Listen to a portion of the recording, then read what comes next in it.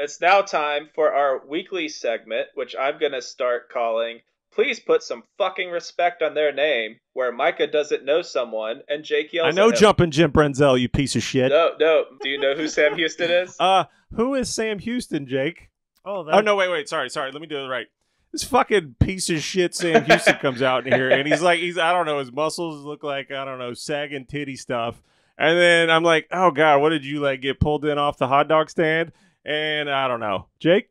You shut your goddamn mouth and put some respect on Sam Houston's name, okay? Because Sam Houston is Jake the Snake Roberts' brother and was actually married to Baby Doll and actually had a good little run at Jim Crockett Promotions, but he got a ton of heat for marrying Baby Doll.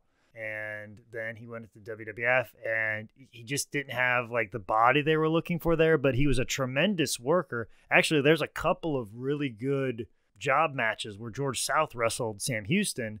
And like I said, Sam Houston he was kind of lanky. He had more of a Stevie Richards body. And it wasn't fashionable to have a Stevie Richards body, which I think is only now it's fashionable to have a Stevie Richards body. And in one of his matches, he actually press slammed George South. Because George was like, why don't you press slam me in the middle of a job match? So here's this guy who's not Ultimate Warrior or one of the bigger guys, and he's just press slamming a job guy on TV, and it looked pretty impressive. So just because George was a pro, and of course George would gladly take a press slam from Sam Houston, and not the Ultimate Warrior, who would basically grab you by the throat and then grab you by the gonads and squeeze both as hard as possible. But Sam Houston, tremendous worker, never got his due. Didn't quite have the body that he needed at the time, but if he would have came a few years later, if he would have came in the early 90s, probably would have had a little bit different career. Also, too, he might have had a attitude issue, or I don't know.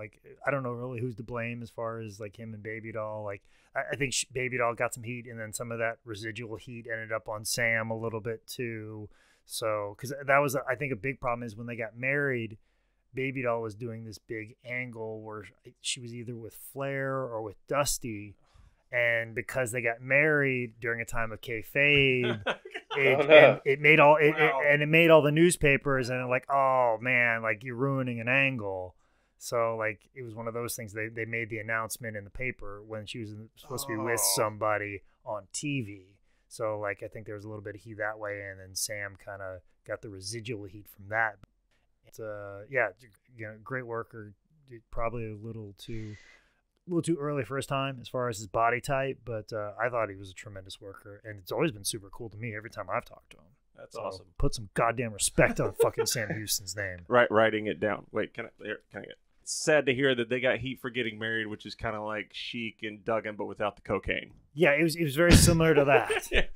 I'm sure there was some cocaine and pot Right, involved, right. but I mean, They don't put that in marriage announcements. no.